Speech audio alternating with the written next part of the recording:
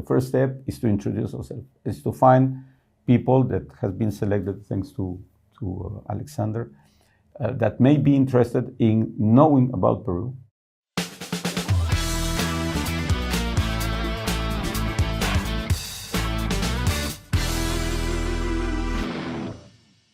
Today, I have the pleasure to welcome in the studio His Excellency Mr. Luis Enrique Chavez Basagoitia, Ambassador of Peru to Luxembourg. Welcome. Thank you very much.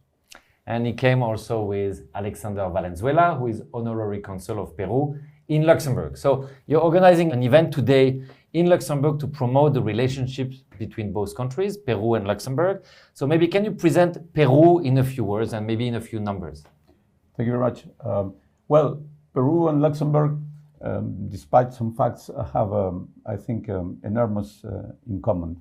First and foremost, I think Peru is an ancient country.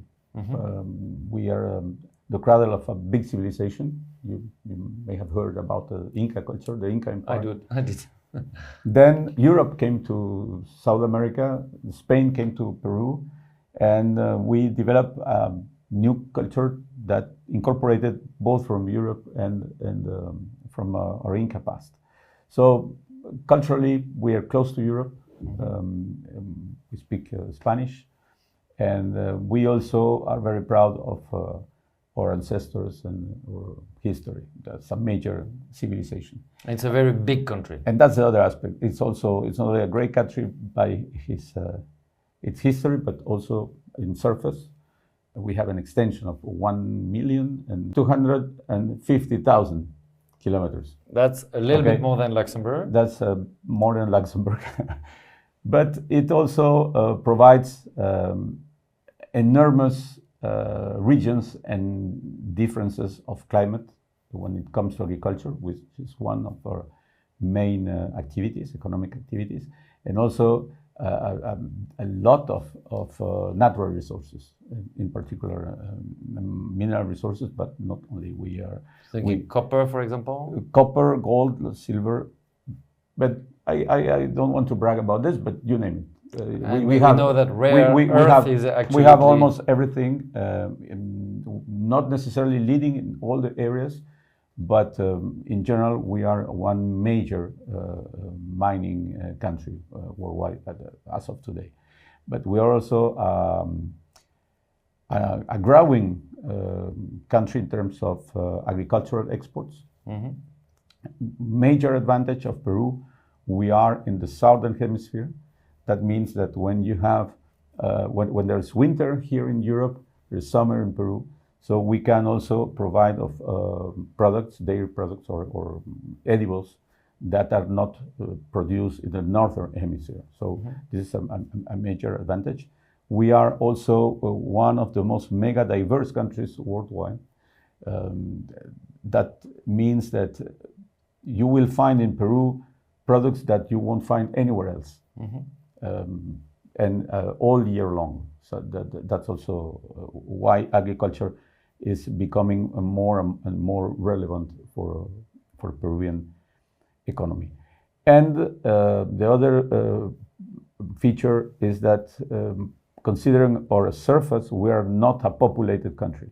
We only have 32, close to 33 million people. We are a very open country, not only for investments, as I said, but also we've been welcoming migrants from all parts of the world. There is a very long-standing population originary from Asia, but we have received Europeans not only during the colonization period, but in the 19th and 20th century. And as I said, we are welcoming people. We are a welcoming country for people, and now hopefully for investments. And for people who are wondering, you are not part of the Mercosur agreement. Huh?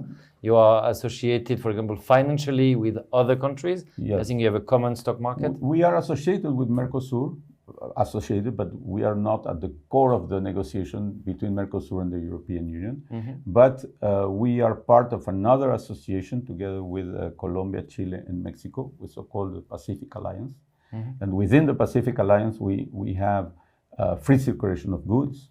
So that can be interesting also for investors, because once you produce something in one of the countries of the Pacific Alliance, then you can access the whole integrated market. We have also integrated the stock market between Peru, Chile, and Colombia.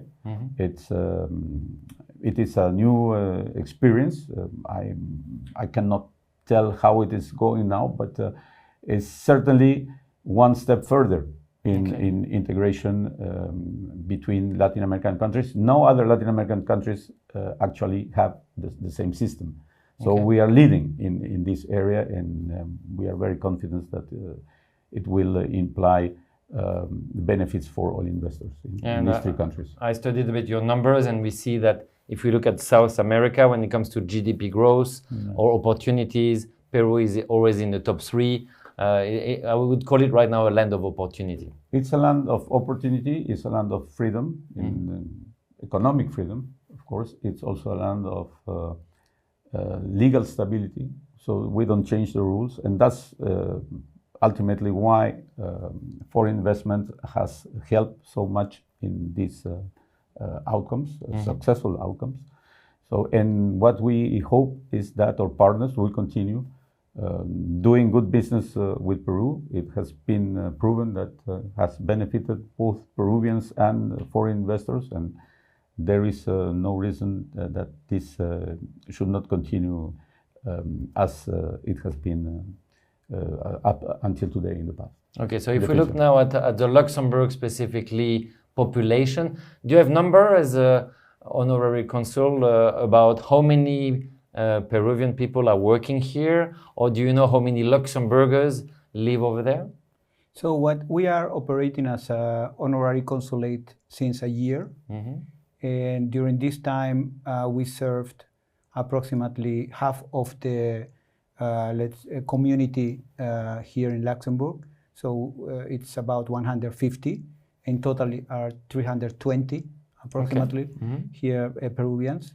And what we experience is the high level of professionals living and working here.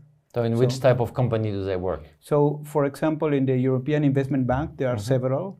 In banking, in the banking sector, in companies like one of the big 4 in Ernst & Young, KPMG. We have also doctors here. We have people working for the government in the administrative part. Of course, chefs in the chefs de cuisine. I have to say about that right now Peru is really on the map. I don't know if you saw recently the San Pellegrino top 50, where Peru put 4 restaurants in the top 50. I think it's more than Paris. Yes. Well, needless to say that we are very, very proud. And we hope that this will also help Luxembourgans to decide and visit Peru. Not only our history, Machu Picchu, everyone knows. We have also natural areas, the jungle, the Amazonia is also in Peru. The highlands, we have mountains up to above 6,000 meters. Wow. So which is much higher than Mont Blanc. Higher down than in the Alps. So, and certainly the food. The food is, for us, is on one side, our diversity, the products. There are products you won't find anywhere else than in Peru. But also there is the spirit of this hospitality, and we love to show how much we care about people through the cuisine. So this is an experience I hope all the people in this country will have one day the chance actually to experience. So we can already do it. I was recently Rue Philippe II. There's a fantastic Peruvian restaurant. I think you also found 2 or 3 more? Yes, we have several restaurants. And you were asking also how many Luxembourger or Luxembourgish people are going to Peru. We don't have a track record about that, but we do know what we do know.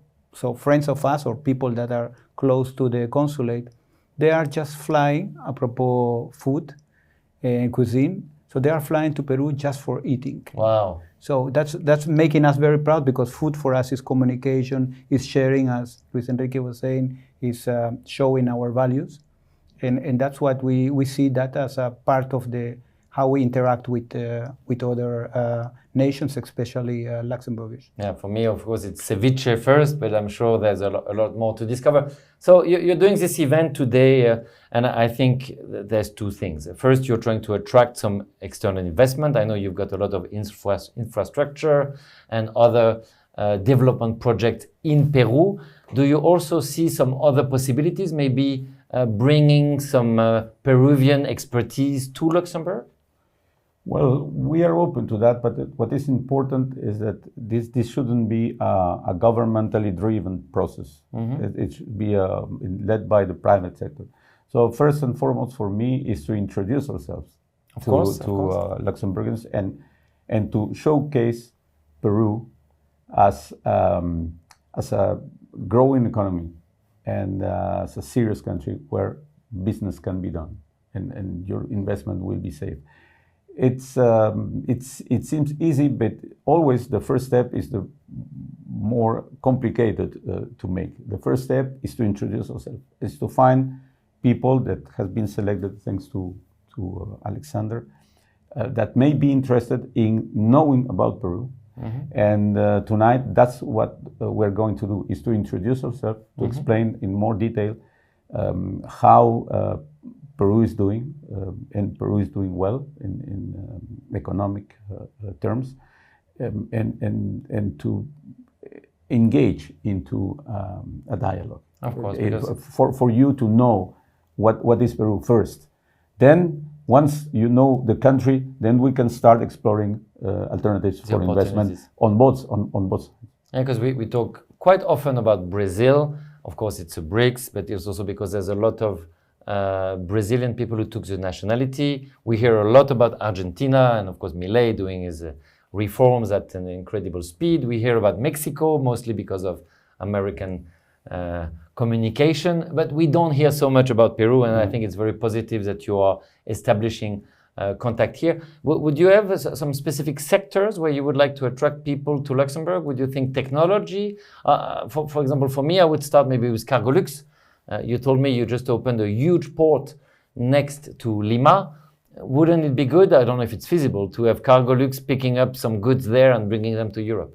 So we strongly believe that exporting goods from our country to other parts of the world makes sense, but we think that also in the long term, technology and innovation will even support growing by several times.